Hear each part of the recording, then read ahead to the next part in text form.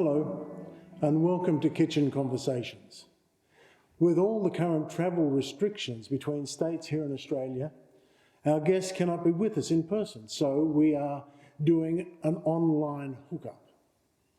I'll be talking today with Mr. Peter Merrett. Now, Peter is an award-winning industry fellow who groomed his skills in some of the UK's finest hotels. Now, he works with teams with his insightful messages, capturing hearts across the globe. Welcome, Peter, to Kitchen Conversations. Thanks so much, Shane, and hello everybody. It's great being with you. Now, with all that's going on in the world today, what are your thoughts on how to move forward in today's business climate? What a confusing and unsettling year it's been. I think we've all been searching pretty hard for simple positivity, simple happiness, simple joy, simple hope. But hasn't life thrown us such a great challenge?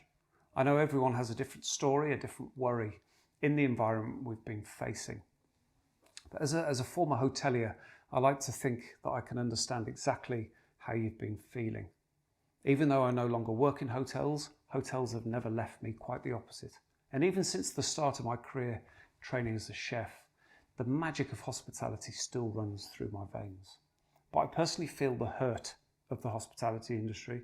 I've had many supportive conversations in recent months with my former hotel manager friends and former hospitality teammates.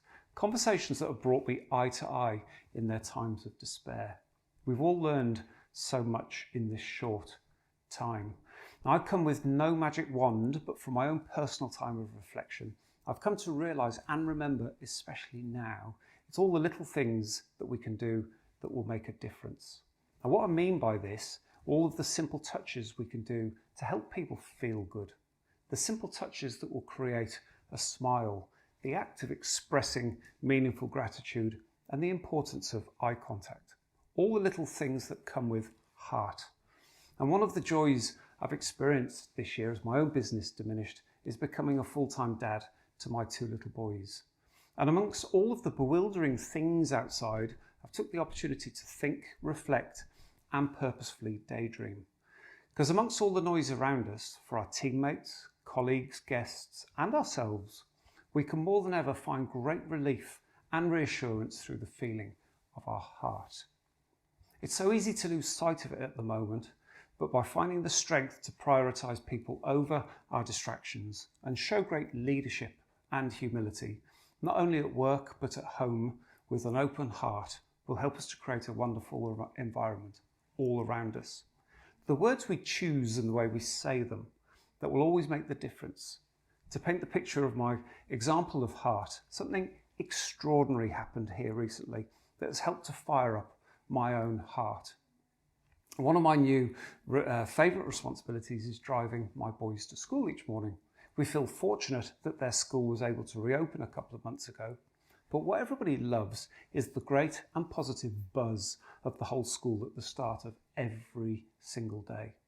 And it all comes from the example, the presence and the hearty leadership of our school principal.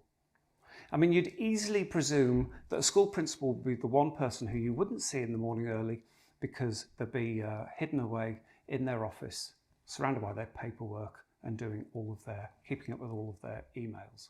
This is not the case here, and all of the kids love getting to school. Yeah, I know it sounds a bit odd, doesn't it? But at the start of our school day, it's calm, reassuring, and it's fun. You see, as the parents' cars drive along the little road slowly, and one by one drop their kids off at the front gates, it's where he's standing and what he's doing that makes the difference. He's not on the playground or at the school gates. He stands outside the school gates on the other side of the little road and does a friendly wave to each car. Then he says a happy good morning to all the children as they step out of their car. And he walks them just a few seconds up to the school gates, and he does it over and over again with every single car. And this wasn't a one-off nice gesture he did for a few days after we reopened. It's become his daily habit. Rain or shine, he's there every morning. And it reminds me of what I learnt in hotels, standing at the front door to welcome our guests. Yet he doesn't have to do it but his heart takes him there and everybody loves it. So my little serving of encouragement to you is to never avoid opening the eyes to your heart with gestures like this and allow it to guide your own compass, especially now and no matter how hard it seems. But the more we can keep our hearts wide open with everyone around us, the more we can navigate through these testing days of today.